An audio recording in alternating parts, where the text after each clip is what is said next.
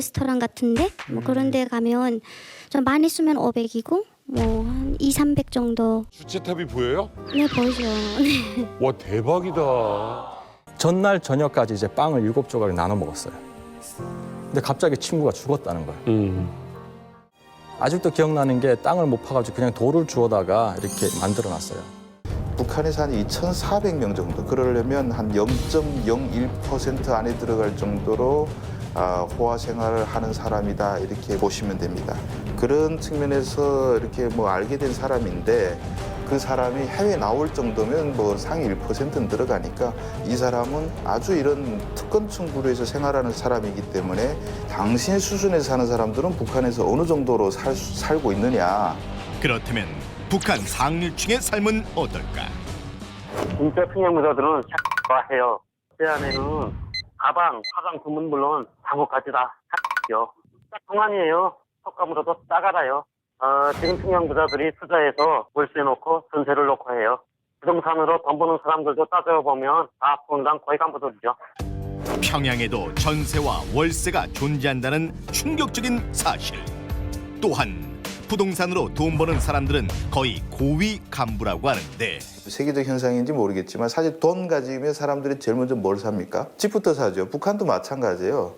돈을 벌게 되면 좋은 집부터 가려고 해요. 주황당 간부가 사실 돈을 투자해서 돈을 벌어서 자기가 가집니다. 그러니까 결국은 돈 잘 버는 사람 뒤에는 큰 간부가 뒤에 숨어 있는 거죠. 돈주는 그들이 대리인에 불과하다 이렇게 볼 수 있을 것 같습니다. 북한 고위 간부의 자식인 A씨는 북한 상류층이 하룻밤에 쓰는 유흥비에 대해서도 얘기했다. 우린 하룻밤에 벤자민 5장은 기본이에요.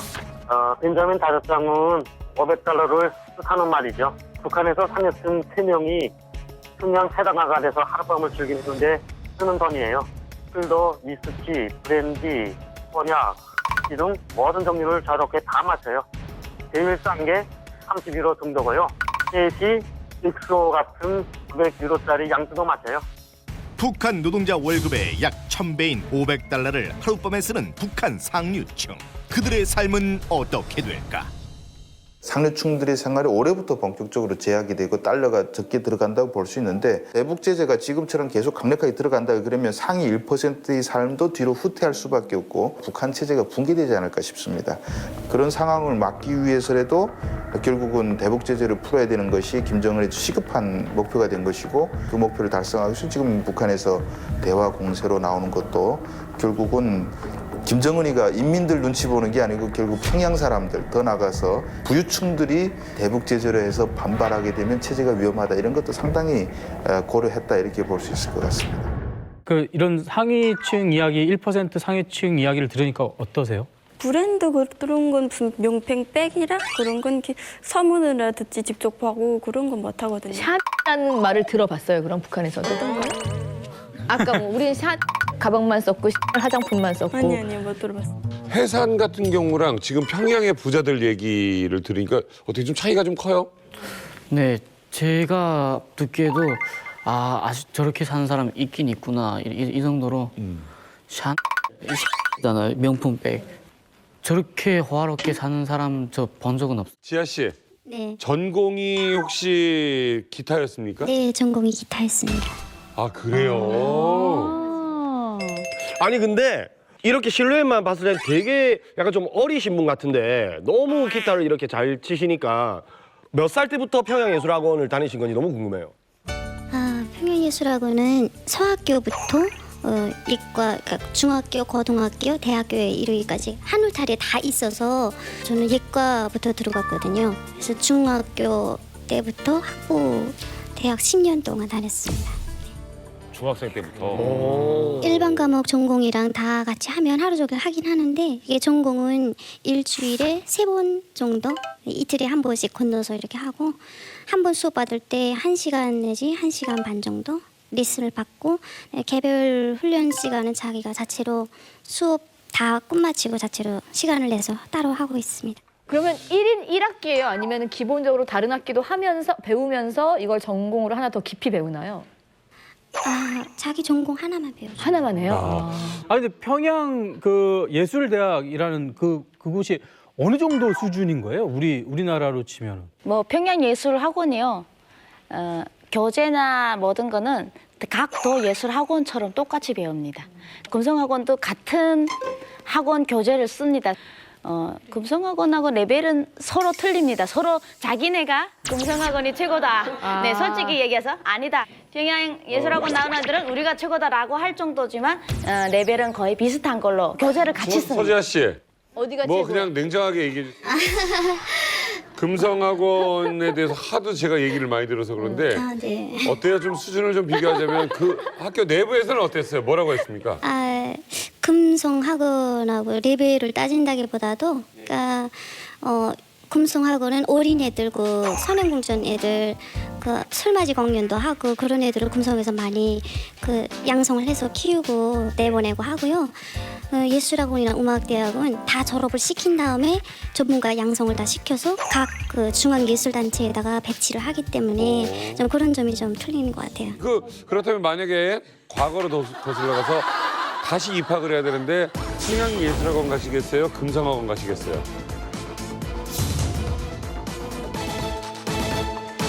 저는 예술학원이. 네. 바로 이랬어요. 더 위네 뭔가. 아니요, 다 똑같습니다. 금성학원도 졸업을 하면 예술단체로 가는 거만. 그럼 설미 씨는 내배로 드는 게 아니에요. 그럼 설미 대학원까지 씨는 갔어요. 다시 들어가게 된다면 평양예술학원 갈 거예요? 금성학원이죠. 금성학원이죠. 금성학원 학생들은 많은 북한 전국의 인민들에게 다 알려져 있어요, 이미. 그래서 꽃보라를 부르던 뭐 김순영도 이 보안성 협수단 같고 김성녀 보천보 같이 다 이름 대게 되면 걔 거기 갔구나 하지만 평양예술학원은 알려지지 않아가지고 어느 출신인지 솔직히 몰라요. 중앙단체는 갔겠지만. 야, 이렇게 좀만 더 얘기하면 이제 답답해서 나오실 것 같아, 이제. 찍고. 야, 평양예술학원이 뭐라고? 그래서 나오신다, 이제. 답답해서. 넌 뭐라 그랬니? 근데 거기 나오고 나면 어디로 취직을 하게 돼요? 대학을 졸업하면 응당이 선전순동부에서 알아서 거기에 뭐 필요한 인원수만큼 예술단에다가 배치를 하는 겁니다.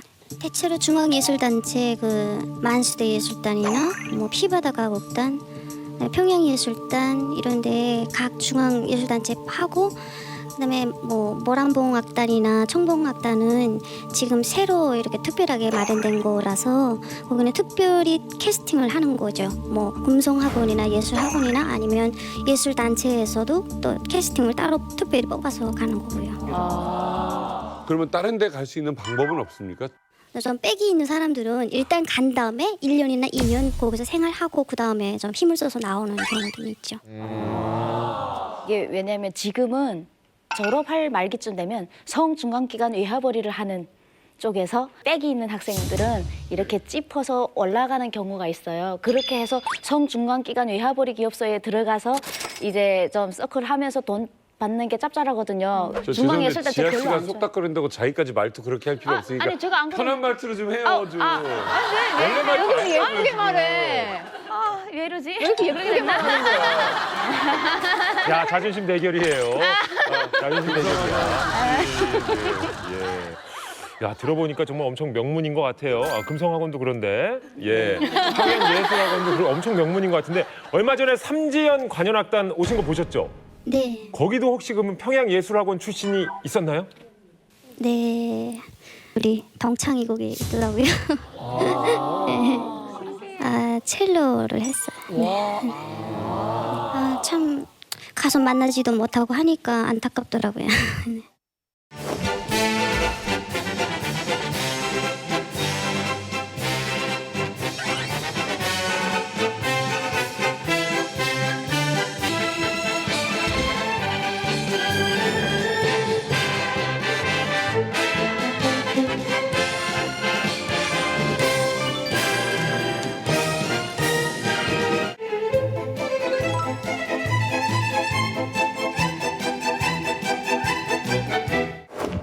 세계명곡을 연주하는 거면 다른 것은 다 비슷한데 여기 와서 보니까 그 공연할 때 사회 보는 소개자가 양장을 하고서 하는 그 모습이 좀 특이했던 것 같아요. 원래는 공연을 할 때는 사회자는 무조건 한복을 저기서는 많이 입었거든요. 근데 여기는 왜 그랬을까 하는 생각을 좀 했었어요. 근데 평양에서 뭐 예술을 공부하고 이럴 정도면 집이 굉장히 잘 사셨다라는 건가요? 저희 집은 저 옥류관 아시는 분도 있겠는지 모르겠지만 그 대동강변에 옥류관이 있거든요. 그래서 그 옥류관이 바라보이는 맞은편 쪽에 아파트가 있었어요. 뭐 광장도 보이고 김일성 광장? 네. 너무 멋있겠다. 그 천리마동상 뭐 그런 거 주체탑 다 보이죠. 집에서 주체탑이 보여요? 네 보이죠. 네. 와 대박이다. 근데 아파트가 우리 한 28층, 30층 되거든요. 네, 거기에서 우리 8층에서 살았는데 전기가 잘 안 들어오잖아요. 평양도 뭐 구역마다 이렇게 덜내서 주는 거라서 아파트에 불이 안 오면 30층 사람들 너무 곤란하거든요. 그게 고로 올라가야 되니까. 그래서 7층부터 10층 사이에 그 층이 아주 좀 좋은 층이었던 것 거기가 같아요. 로얄층이군요. 보통은 이제 강변 뷰 있으면서 걸어 올라갈 보통은 만한 높은 층이 로얄층인데 적당해? 10층이 걷기 적당해요? 그러면 28층 사는 사람, 30층 사는 사람은 어떻게 해요?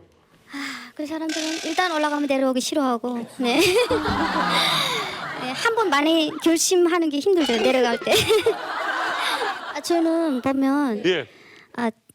그 올라갔다 내려갔다 싫어서 약간 나도 좀 건망증이 많아서 학교 갈 때 막 목 빼놓고 가곤 하거든요. 막 고래고래 소리를 쳐요. 이렇게 맨 밑에서 엄마 하고. 네.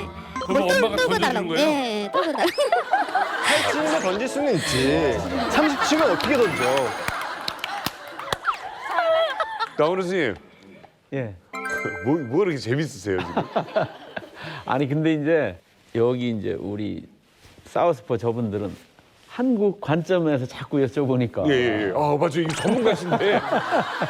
근데 이제 뭐 김정은이 이제 집권하면서부터 많이 지금 평양 여명거리 같은 거 아주 그냥 거창해졌잖아요. 우리 그 강남같이 막 돼 있잖아. 예. 사실 좀 막 올리고 그냥 색상도 환하게 칠하고. 예. 그렇지만 내부적으로는 전기 이런 게 안 되니까.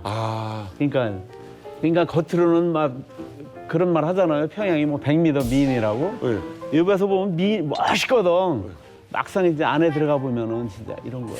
그 려명거리 이제 아파트 말씀하셨는데 거기에 김정은이랑 리설주 부부가 방문을 했었습니다. 그래서 조선중앙 텔레비전에 이렇게 정말 살기 좋은 그런 살림집이 들어섰다면서 아파트를 광고했는데 제 눈에 하나 딱 띈 게 있었습니다.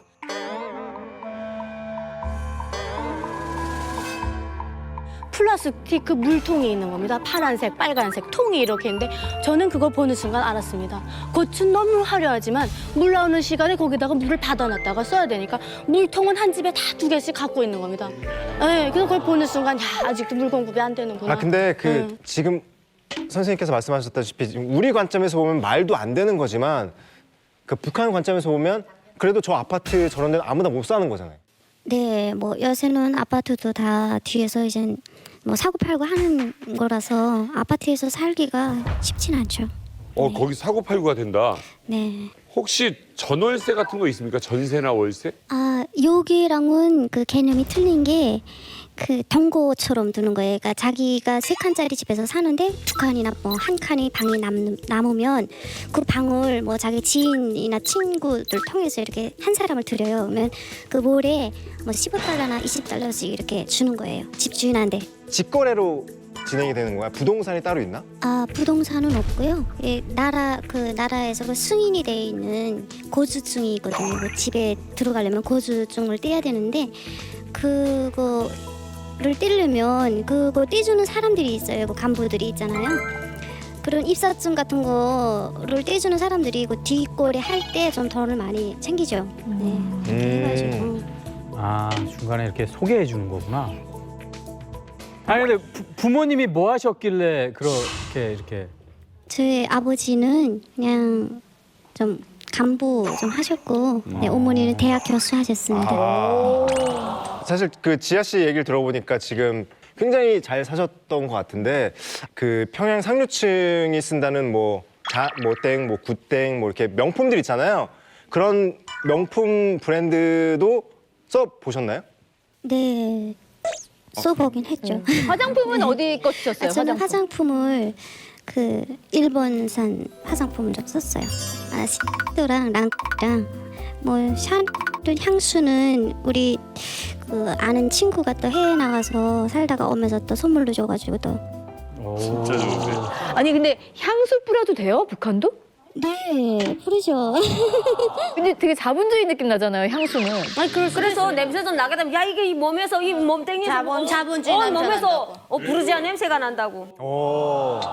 아니 그러면 그런 그 브랜드 제품은 어디서 사는 건가요? 백화점에는 그러니까 그 물품이 한정된 양이 있기 때문에 그 일반적인 사람들은 백화점을 잘 안 다녀요. 그 가격도 비싸고 뭐 걸을 만한 곳도 이렇게 많지 않기 때문에 대부분 시장에 나가면 요새는 진짜 뭐 고양이 불러놓고 다 있으니까 네, 거기서 자기 정도에 맞게 사는 거죠. 금성학원도 그렇고 예술학원도 그렇고 애들이 그 예술하는 애들이 좀 치장 이런 데 많이 관심이 있으니까 이런 그 장사하시는 분들이 또 이런 애들을 한 명 알아가지고 또 여러 명 너희 친구들 데리고 와라 해서 우르르 몰려가서 막 상품 구경도 하고 골라 쓰기도 하고 그래. 그리고 얘기 들어보니까 그럼 북한에도 방문 판매가 있어요? 있죠. 그럼 지아 씨는 방문 판매로 뭐 사보셨어요? 저희 집에서는 그 어머니가 요리에 좀 관심이 많으셔서 네, 한국산 넋죽기를 사서 넋죽이요? 네. 그래서 그걸 뭐 주스도 내서 먹고 떡도 해서 먹고 뭐 고기도 갈아서 먹고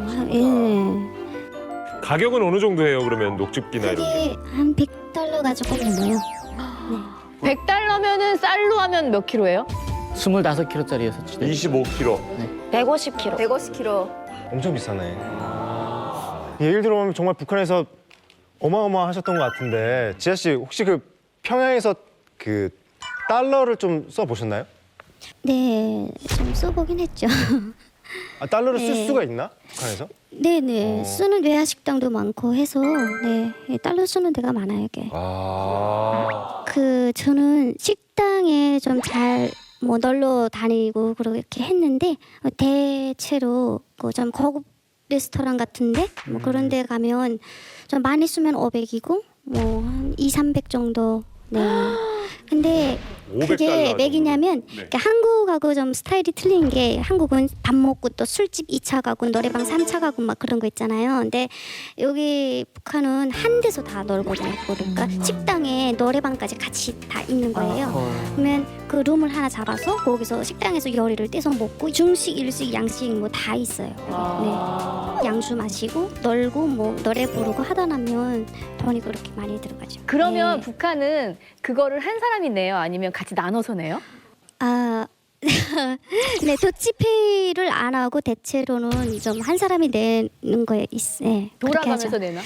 네, 뭐 한 번 내가 내고 한 번 내가 내고 뭐. 네. 서민들한테는 이게 어마어마한 거죠? 어마어마하죠. 500달러면은 제가 평양에 놀러 갈 때 가지고 간 돈이에요. 제일 최고로 많이 가지고 간 돈이에요. 그걸 보름 동안 탕진에 쓰고서 그냥 내려오는 거예요. 500달러로. 여기는 하루에 그냥 잠깐 동안. 네, 회사님은 그 지도 이쪽에 있는데 여기서부터 이까지 올라갔다가 올라오는 게 500달러인데 한 끼에 그걸 다 드신다고 하니까. 한이 서렸나요, 나? 왜 그러냐면 그 양주 값이 비싸잖아요. 그렇죠. 그래서 엑소라든지 뭐 이런 거는 막 네. 그러니까 이게 지금 양주의 급 VSOP라든가 하는 꼬냑의 급을 얘기하는데 엑소급이 좀 비싸거든요. 제일 비싸거든요. 얼마예요?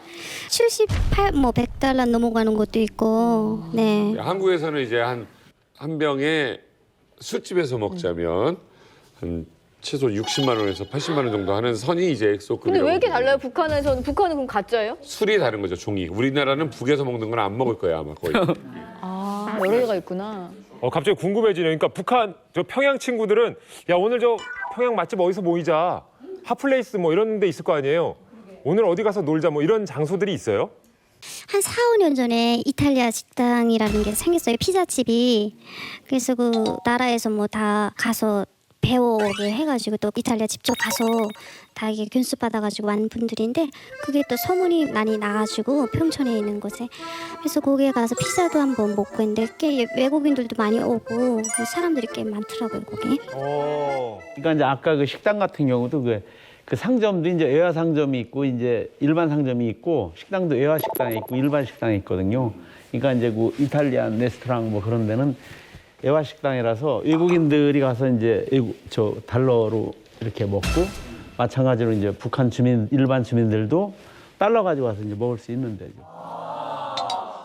그 사실 왜 북한에서 북한 당국이 이런 고급 레스토랑을 만드냐면요. 이건 저희가 좀 볼 필요가 있는 것이 옛날에 쿠바가 사회 주권이 붕괴가 되면서 외환난에 이제 그 휩싸이게 된 거예요. 그러다 보니까 쿠바 그 당국이 어떤 정책을 폈냐면은 좋은 이런 뭐 식당이라든지 좋은 상점을 만들어서 묻고 따지지 않겠다. 나와서 달러를 써라. 어쩌면 북한도 지금 외환난이 있기 때문에 이런 레스토랑을 통해서 주민들이 갖고 있는 달러를 지금 걷어들이는 작업을 하는 거예요, 지금. 예. 그래서 아마 이런 레스토랑들이 많지 않나 그렇게 생각합니다. 아 이제 지아 씨 평소에도 그렇게 드세요? 저희 집은 엄마 아빠가 좀 먹는데 많이 관심을 투자를 많이 하셔가지고 뭐 돼지 같은 것도 뭐 반마리 아니면 한 마리 이렇게 통으로 사가지고 뭐 좀 절임 같은 거 이렇게 해놓던지 아니면 뭐 육회 같은 것도 좀 해먹고 네 그리고 우리 아버지가 영성 식료 공장에 그 간부를 좀 아시거든요. 그래서 지인분이 있어가지고 뭐 소고기도 좀 집에다가 갖다 주고 해서. 네, 뭐 그런 걸 좀 잘 먹었던 것 같아요. 우리 할머니가 요리를 참 잘하셨어요. 그래서 그 샐러드를 여기서 말하면 그 약간 샐러드는 풀떼기 같은 거잖아요. 네. 근데 그 내가 말하는 샐러드는 그 감자 이렇게 삶아서 우겨서 그렇죠. 마요네즈에다가 뭐 소시지, 뭐 그렇죠. 홍당무 이렇게 썰어서 이어서 그게 참 감칠맛이 나거든요. 그래서 우리 어렸을 시기지. 때 네. 그걸 많이 먹고 자랐었는데 요즘 들어서는 그 평양식당에 그런 샐러드가 많이 나와요. 아, 여즘 집에는 생일날에만 가면 샐러드가 다 있어요. 오. 네, 마요네즈 나오고 수박 넣고 사과 넣고 맞아. 감자 넣고 마요네즈 요즘 대세예요. 아, 직접 제조를 해서 먹어요. 그래요. 아, 그래요? 제조를 해서. 그 제가 이만갑 하면서 이제 알게 된 게 평양 상류층의 상징하면은 이제 커피. 이제 커피라고 들었는데 지아 씨도 커피 많이 드셨죠, 평양에서? 아버지가 저 커피를 좋아하셔가지고 일본산 커피를 좀 많이 먹었던 것 같아요. 네. 일본산 커피? 뭐 상점에 가서도 있고요. 시장 가면 다 있어요. 뭐 세계 여러 나라 뭐 커피 다 있어요. 죄송하지만 저 네. 솔직히 좀 얘기해 주세요. 지아 씨, 강냉이밥 먹어봤어요? 안 먹어봤어요?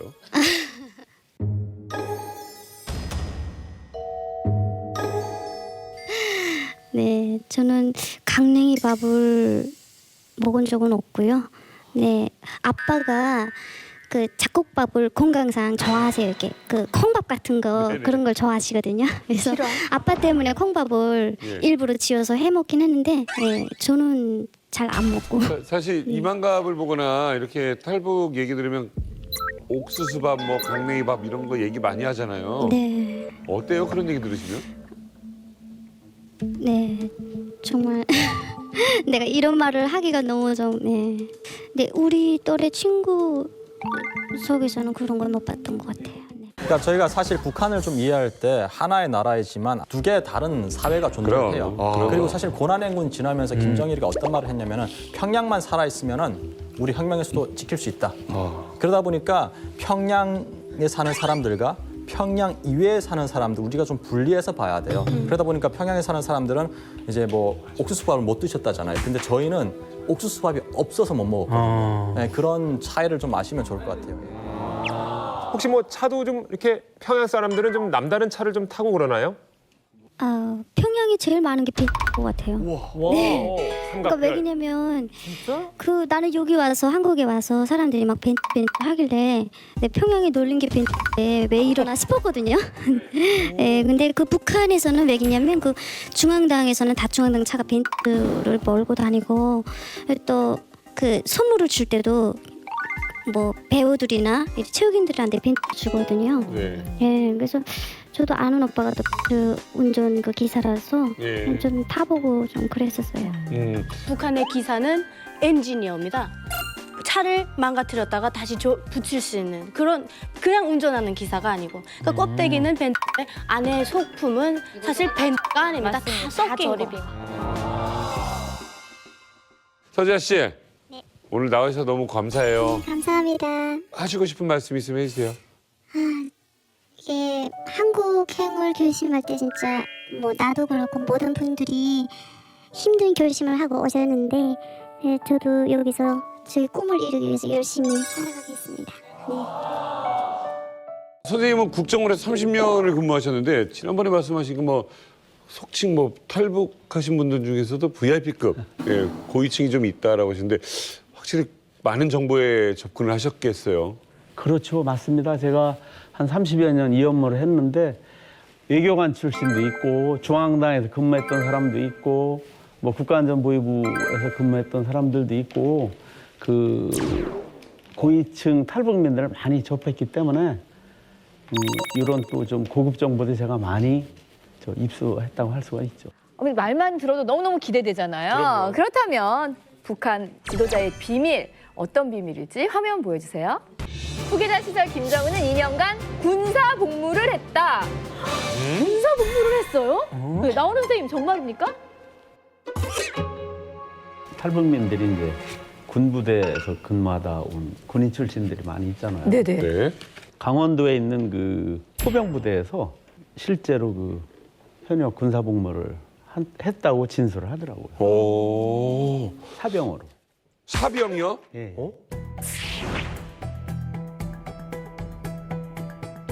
신분을 속이고.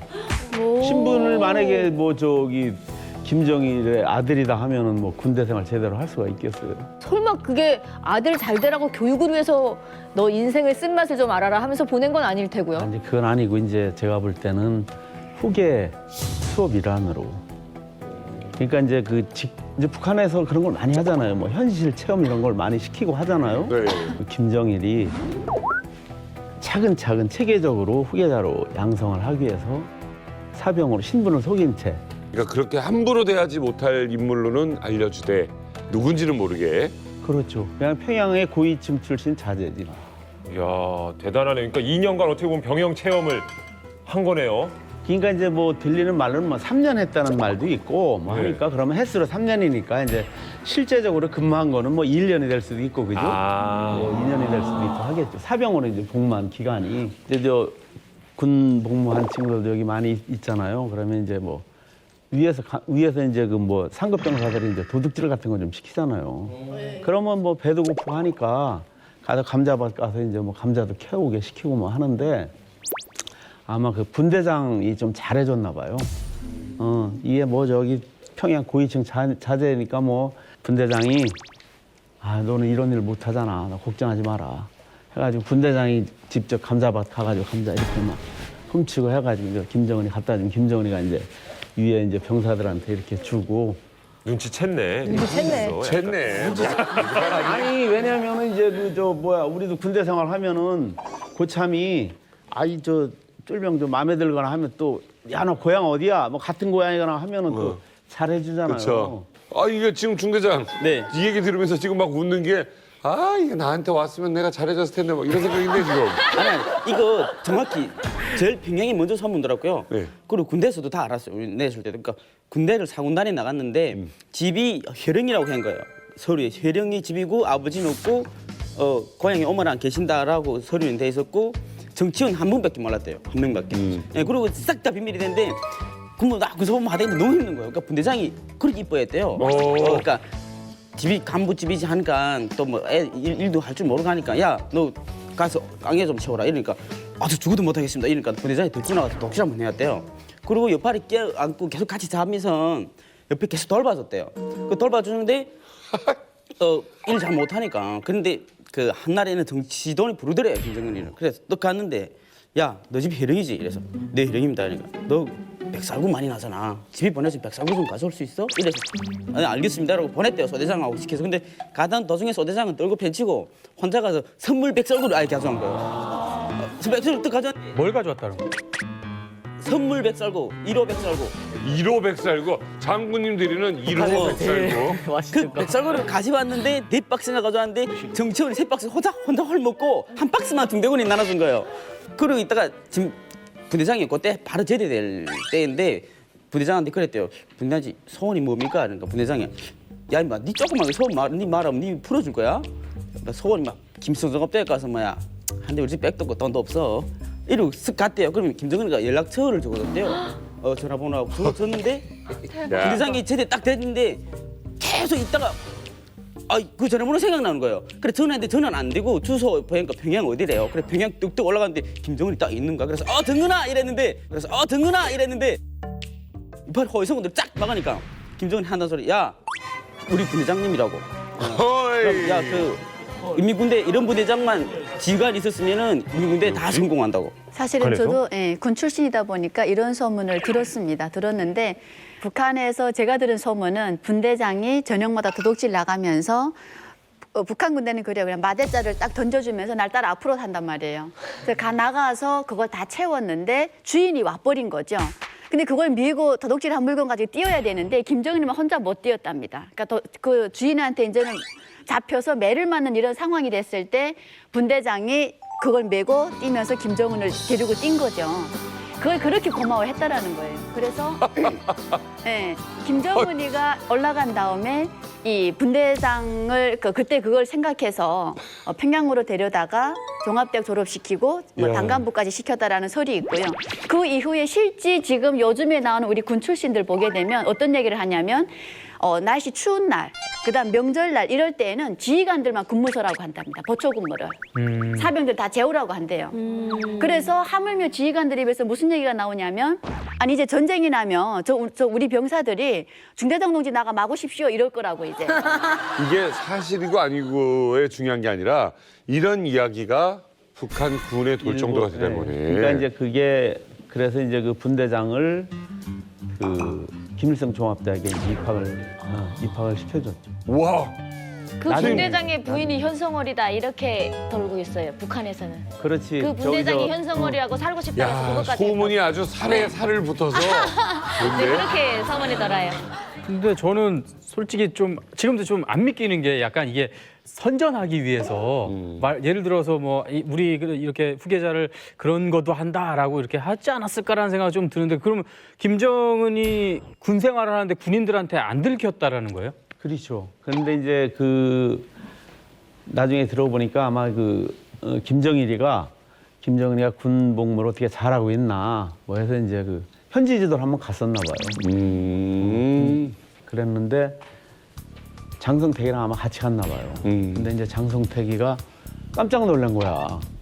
거기 딱 군복을 입고 있는 김정은이가 있으니까. 장성택도 몰랐구나. 야, 김정은이 네가 왜 여기 있어? 아마 이렇게 얘기를 한 모양이야. 그러니까 이제 뭐 김정일이도 장성택한테도 그렇게 뭐 비밀 유지를 한 건지.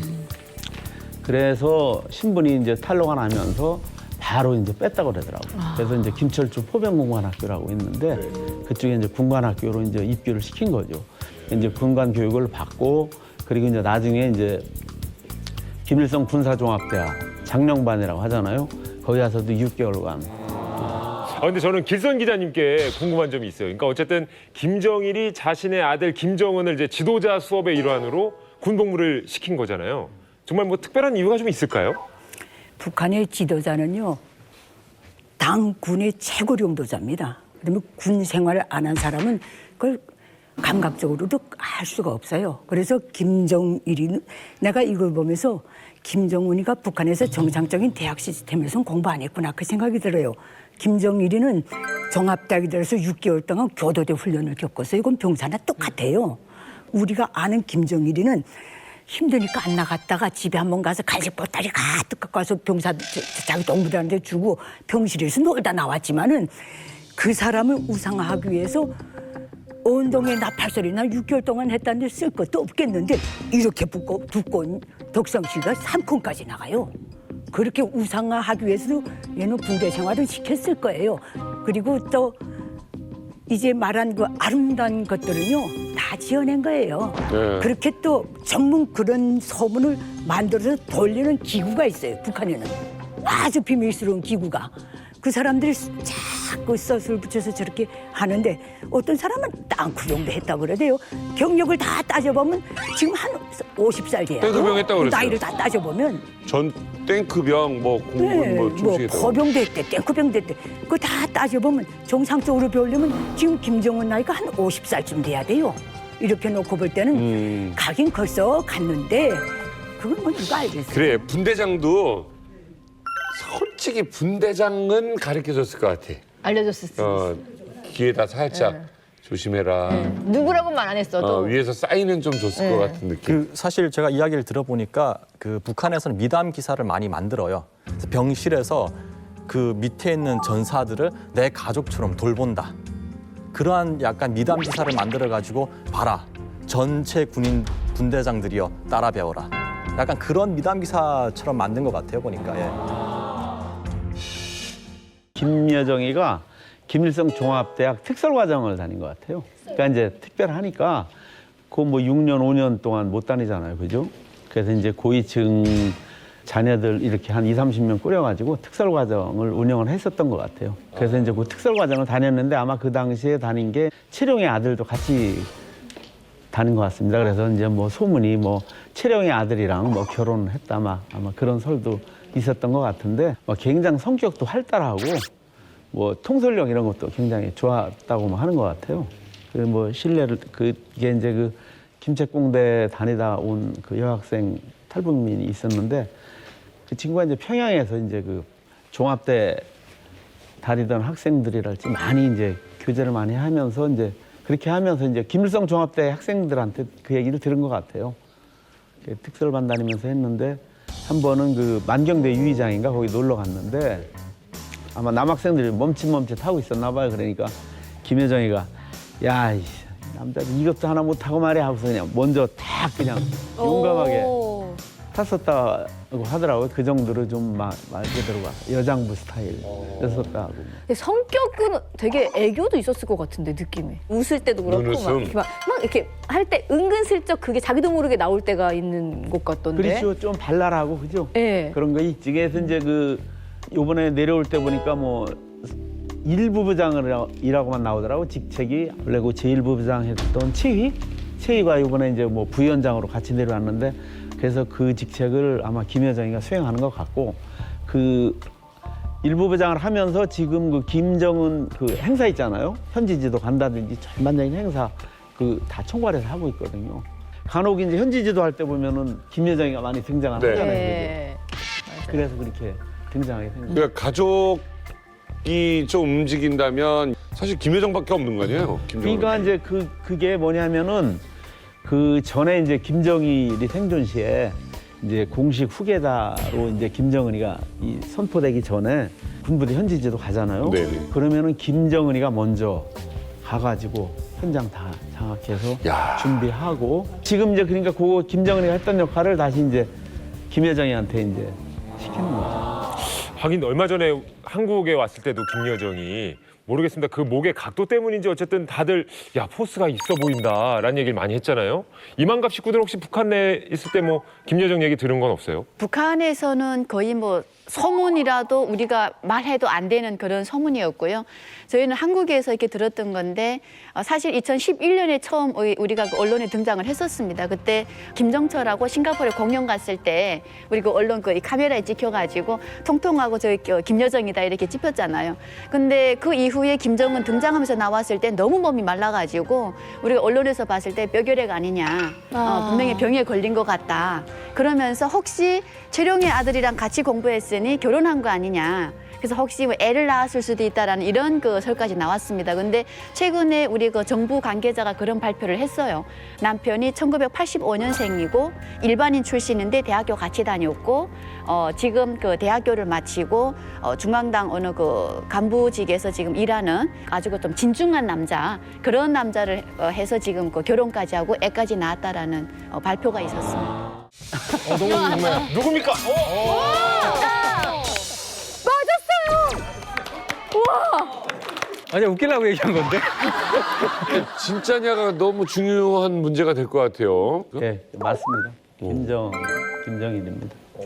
근데 김정은을 어렸을 때도 김정일이가 엄청 기여하고 제일 총애를 했었던 것 같아요. 그 옛날 그 고용이가 김정은의 엄마죠. 네. 이제 김정일 보고 싶으면은 김정은이한테 전화를 하게 했다는 거야. 김정은이가 전화해가지고 보고 싶다 그렇게 이제 아양을 떨면은 김정일이가 다른 거 공식 일정 딱 접어두고 이제 그 김정은이 보러 관제에 갈 수 있을 정도로 김정일이가 그렇게 이제 김정은을 어려서부터도 이렇게 총애하고 좋아했었던 것 같아요. 근데 이제 그 이설조가 김정일이 있고 이제 쭉 있는 데서 이제 공연을 했는데 김정일 눈에 확 띈 거야 이설조가. 사가 걸어온 발자국 어머니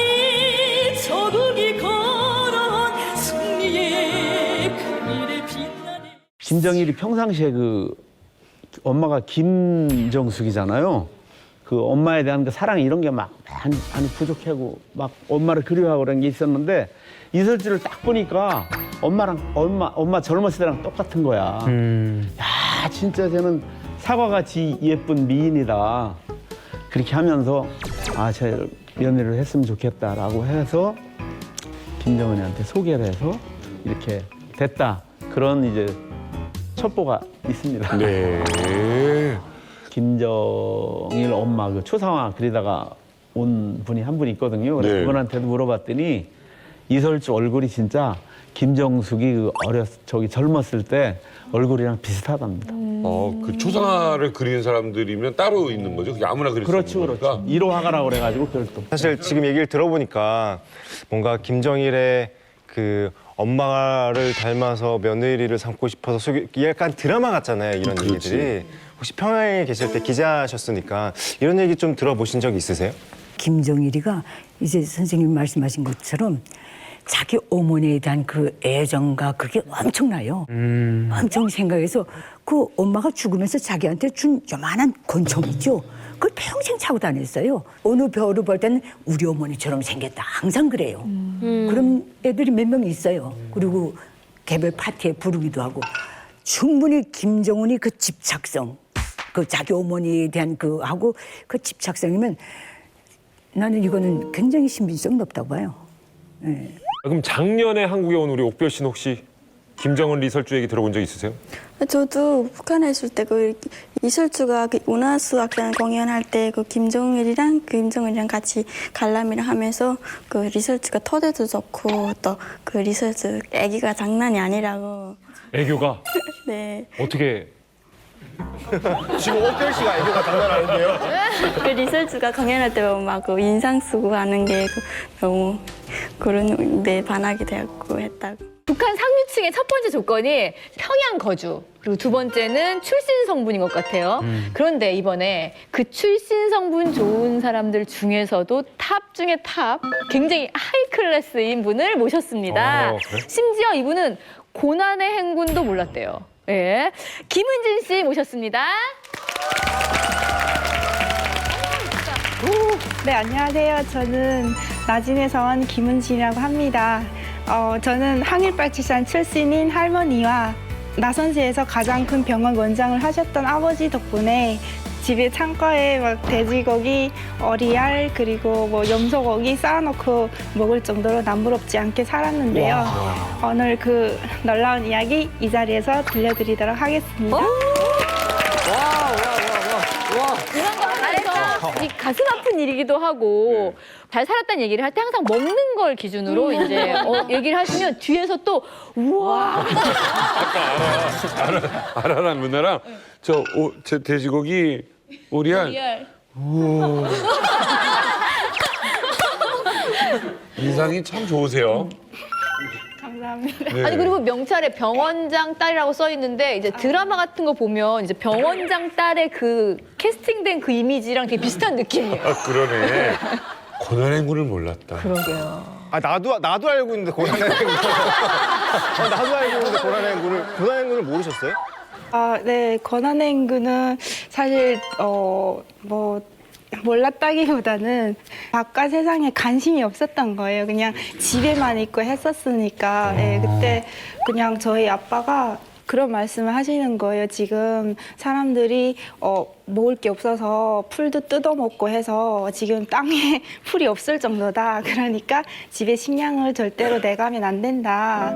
네, 이렇게 말씀하셨는데 제가 믿어지지가 않는 거예요. 그래서 제가 학교에 가져갔어요. 쌀이랑 이제 쌀겨도 같이 가져갔는데 애들이 정말 잘 먹는 거예요. 그래서 그때 이제 사람들이 정말 힘들게 살고 있구나. 네, 그때 네. 제가 인식을 하게 된 것 같아요. 그 소개하실 때 들었는데 그 항일 빨치산이라고 할머니께서 근데 정확히 항일 빨치산이 뭐예요, 정확히? 항일 빨치산이라는 거는요, 이제 그 일제 강점 시기에 김일성이랑 같이 싸운 사람들을 말을 하는데요. 이제 저희 할머니가 이제 그 중에 한 사람이었고, 그 덕분에 저희 아빠가 채령의 아버지인 채연이 밑에서 군사복무를 하시다가 2년 만에 입당도 하셨고, 나중에는 그 이제 항일투사들 덕분에 의대도 가게 되셨어요. 굉장히 이거구나. 할머니가 막 옛날에 항일투쟁하고 했던 얘기도 좀 해주셨어요?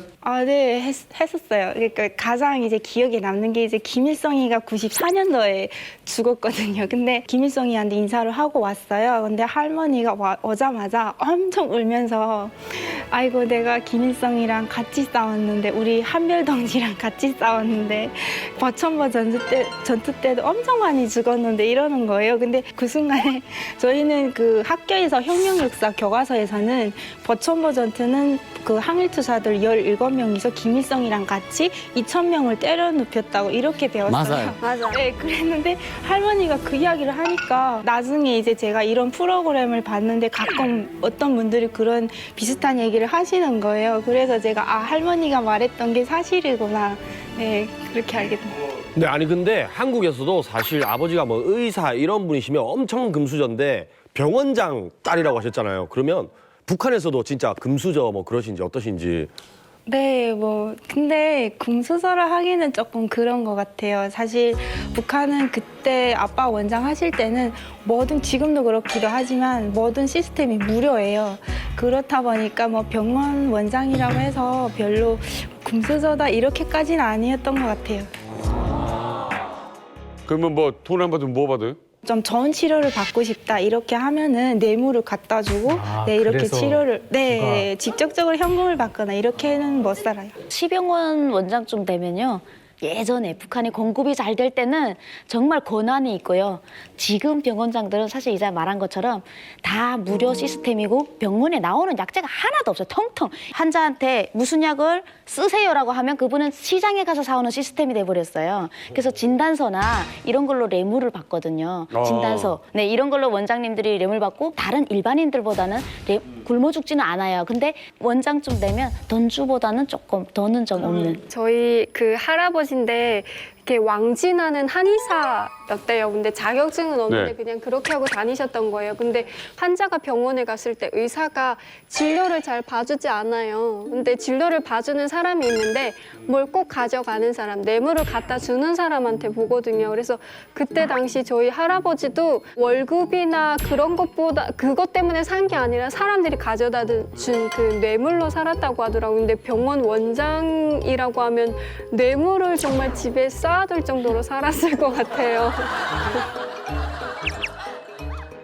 근데 아까 뇌물을 받은 게 뭐 돼지고기도 있고 오리알도 있고 했다고 했는데 그래도 은진 씨가 가장 기억에 남는 게 뭐가 있을까요? 제가 굉장히 많이 먹었던 건데요. 키쿠라고 이제 그 메뚜기 가루를 원래 사람들이 메뚜기를 농장에 나가서 잡아요. 그거 파느라고. 근데 저희 집은 그거를 사줬어요. 키쿠라고.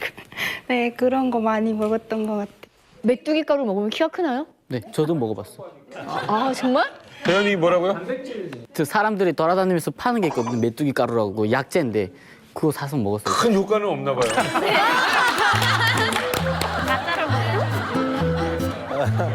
실력이 있으셨나 봐요, 아버지가. 네, 실력이 있었어요. 주로 아빠는 간부들만 치료를 하셨어요. 그래서 지방에서 올라와서 아빠를 데려갈 정도로 왕진을 많이 하셨어요. 주로 했던 과목이 뭐예요, 아버지가 주로? 아버지 원장 때는 수술을 많이 하셨어요. 외과. 오, 외과 수술. 그러니까 보통 분이 아니셨던 거예요. 지금. 특별히 어느 부위가 있어요? 뇌 수술을 많이 하셨어요.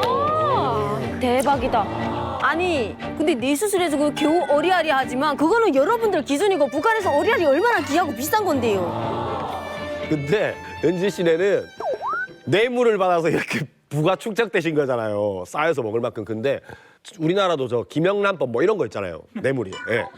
북한에서는 뇌물 이게 뭐 합법입니까? 뭐예요? 아니요, 뭐 불법이긴 해요. 그러니까 그게 그냥 북한에서는 그냥 법이 있지만 제 뒤에 가서는 제대로 지켜지지 않는 그런 시스템이라고 보시면 돼요. 옥별 씨 어머님도 대단했잖아요. 네, 저희 어머니는 그 양곡을 책임지다 보니까 이렇게 가을철에는 막 분배 줄 때 그 분주서장 그 와이프들이 막 집에 이런 생필품이라던가 아니면 담배 네. 그런 걸 막 집에 저희 혼자였는데 막 갖다 줘요. 저희 집은요. 너희 집도 뇌물 좀 받았죠? 네. 저희 아버지가 출판 지도국 책임 감독은 했었는데 양강도 안에 있는 사진관들이 분기에 한 번씩 저희 아버지한테 도장 받으러 와야 돼요. 그런데 그 사람들이 분기에 한 번씩 오는 게 엄청 많아요. 담배가 창고에 꽉 차 있어요. 담배가. 고양이 담배가. 저 그거는 몰래 훔쳐다 팔았어요? 대현 씨가? 아버지가 그때 제가 뭘 싸먹겠다 할 때마다 담배를 한 버릇씩 이렇게 팔더라고요. 그러니까 이게 전 세계 어느 방송을 봐도 밀수했다, 뇌물 우리 엄마가 많이 받았다를 웃으면서 얘기할 수 있는 것은 이만갑밖에 없어요. 음식들이 아무리 뇌물이 들어와도 고난의 행군 때는 뇌물을 줄 사람이 별로 없었을 것 같은데 어떻게 고난의 행군 때도 잘 드셨어요? 고난의 행군 때는 사실은 뇌물이 그렇게 많이 들어오지는 않아요. 그 사람들은 먹는 게 먼저지 막 치료를 받거나 이게 먼저 아니에요. 그래서 그때는 많이 없었는데 그래도 상위층에 있는 사람들은 고난의 행군을 안 겪거든요. 그래서 아빠가 간부들을 치료하다 보니까 그 사람들 속에서는 뇌물을 계속 주죠.